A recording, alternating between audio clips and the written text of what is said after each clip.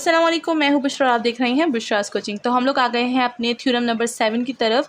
Example number 2 हमने पीछे solve कर ली थी, तो होप कि आपको समझ आ गई होगी कि वो हमने किस तरह से सॉल्व की है। नेक्स्ट आगे बढ़ते हैं, हमारे पास थ्योरम नंबर 7 आता है विच इज़ वेरी इंपॉर्टेंट। तो यहाँ पर आप क्या करें, इसको इम्पॉर्टेंट का ख़िताब दे दें। अच्छा, मेरे पास अब पेंसिल मिल गई, ठीक है। तो इसको इम्पॉर्टेंट का ख़िताब दे दें आप, क्योंकि ये हमारे पास पेपर में आता है, ठीक है।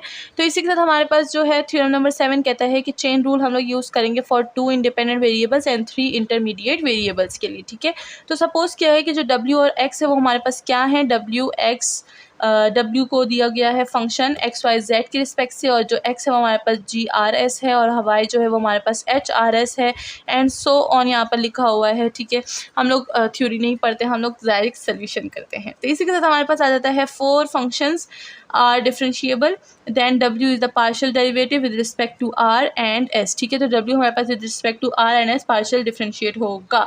यहाँ पर हमारे पास दो चीज़ें गिवन है, सबसे पहले r पे गिवन है एंड देन s पे गिवन है। तो partial w by partial r given है, तो इसको हम लोग किस तरह से लिख सकते हैं, पार्शियल w पार्शियल x, तो पार्शियल x डिपेंड करेगा फिर x r पर, ठीक है। तो जैसे हम लोग चेन रूल करते हैं बिल्कुल वैसे ही चेन रूल होगा।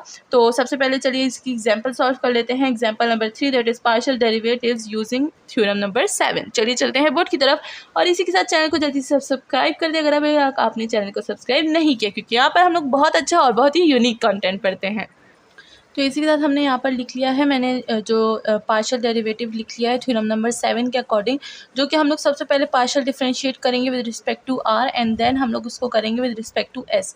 तो जब भी हमें बोला जाए कि ये और ये फाइंड किया जाए, तो आपने यही वाला जो चेन रूल है यही अप्लाई करना है, ठीक है। तो जैसे कि जो एग्जाम्पल नंबर 3 है उसमें हमें बोला है कि dw/dr फाइंड करें, ठीक है, एंड dw/ds फाइंड करें। तो हम लोग यही चेन रूल जो थ्योरम नंबर 7 में भी हमने रीड किया वही लगाएंगे, ठीक है। तो यहाँ पर हमें फंक्शन गिवन है, एंड अब जैसे कि मैंने 2 एग्जांपल करवा चुकी हूँ, तो अब आपको पता चल गया होगा कि हम लोग यहाँ पर किस तरह से पुटिंग करते हैं।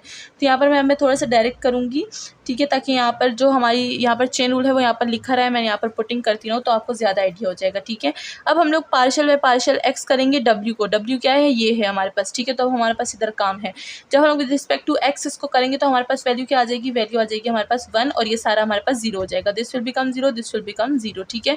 नाउ अगर हम लोग d/dr करेंगे x को, x हमारे पास क्या है, r/s, तो हमारे पास क्या रह जाएगा, r के रिस्पेक्ट से करें तो r की वैल्यू 1 हो जाएगी एंड 1/s हमारे पास रह जाएगा, तो दिस विल बिकम 1/s, ठीक है। देन हम लोग पार्शियल डिफरेंशिएट करेंगे w को विद रिस्पेक्ट टू y, तो w ये है, विद रिस्पेक्ट टू y करेंगे तो y की वैल्यू 1 आ जाएगी एंड हमारे पास क्या रह जाएगा, हमारे पास रह जाएगा 2, एंड ये सारे जो होंगे ये वाले और ये वाले ये दोनों 0 हो जाएंगे, ठीक है। देन हम लोग d/dr करेंगे y को, y हमारे पास क्या है, ये, इसको विद रिस्पेक्ट टू r करेंगे तो r की वैल्यू 2 है, तो 2 नीचे आ जाएगी, 2r हो जाएगा, तो ये हमारे पास हो जाएगा 2r, ठीक है। देन हम लोग प्लस करेंगे, जो थर्ड हमारे पास है d/dz, ये हो जाएगा w, तो w को हम लोग z के रिस्पेक्ट से डिफरेंशिएट कर देंगे, पार्शियल डिफरेंशिएट, तो ये क्या हो जाएगा, ये 2z हो जाएगा एंड ये सारा हमारे पास 0 हो जाएगा, ठीक है।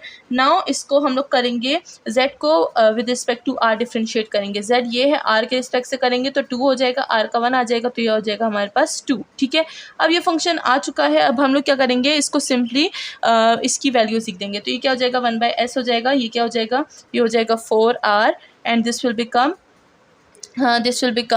4, अच्छा ये हो जाएगा हमारे पास 4r एंड देन हमारे पास ये हो जाएगा, अब इधर जो हमारे पास आंसर है वो r और s के फॉर्म में आना चाहिए, बट यहाँ पर हमारे पास z आ रहा है, तो z को हम लोग क्या कर देंगे, इसको हम लोग सब्स्टिट्यूट कर देंगे। तो यहाँ पर हम लोग क्या लिख देंगे, इसकी जगह हम लोग लिख देंगे 4r, और ये हमारे पास 2 का 2 ही रहेगा। देन हमारे पास ये क्या हो जाएगा, ये हो जाएगा हमारे पास 4 1 4 4 2 8, और 8 में ये प्लस कर देंगे तो हमारे पास क्या हो जाएगा, 12 हो जाएगा, तो 12r हो जाएगा, तो ये हमारे पास आंसर आ जाएगा 1/s प्लस 12r, ठीक है। तो इसी के साथ हमारे पास जो dw/d r है वो हमारे पास फाइंड हो चुका है, ठीक है। अब जब भी हमारे पास इस तरह से z आएगा या फिर कोई और टर्म, हम लोग उसको सब्स्टिट्यूट कर देंगे। इसी के साथ हमारे पास जो फर्स्ट पार्ट है ये वाला, ये हमने पूरा कर लिया, तो हम लोग इसको क्या कर देते हैं, हटा देते हैं, क्योंकि ये हमारे पास पूरा हो गया। अब हम लोग ने सेकेंड पार्ट फाइंड करना है, जो कि हमारे पास है विद रिस्पेक्ट टू s, ठीक है। तो ये हमारे पास कुछ इस तरह से हो जाएगा, dw/ds, ठीक है।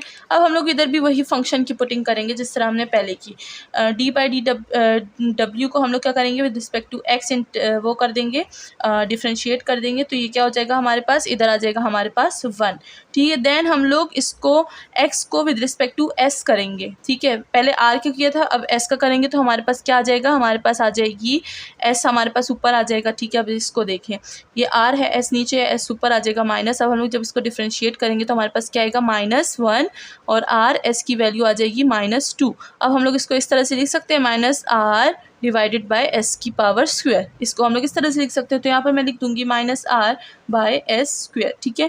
नाउ हम लोग पार्शियल डिफरेंशिएट करेंगे w को विद रिस्पेक्ट टू y, तो हमारे पास क्या है, y है, तो ये हो जाएगा 2। एंड देन हम लोग पार्शियल डिफरेंशिएट करेंगे y को विद रिस्पेक्ट टू s, तो y हमारे पास ये है। अभी हमारे पास इसका नेचुरल लॉग आता है, तो इसको मैं हटा देती हूँ,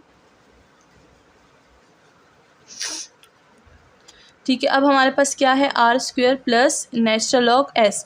अब हम लोग को इसको डिफरेंशिएट करना है विद रिस्पेक्ट टू एस, तो इसको तो हम लोग नहीं कर सकते कुछ भी, ठीक है। तो ये हमारे पास ऐसे का ऐसे ही रह जाएगा। अगर हम लोग इधर देखें, ये हमारे पास 0 हो जाएगा, ठीक है, क्योंकि पार्शियल डिफरेंशिएशन कर रहे हैं हम लोग।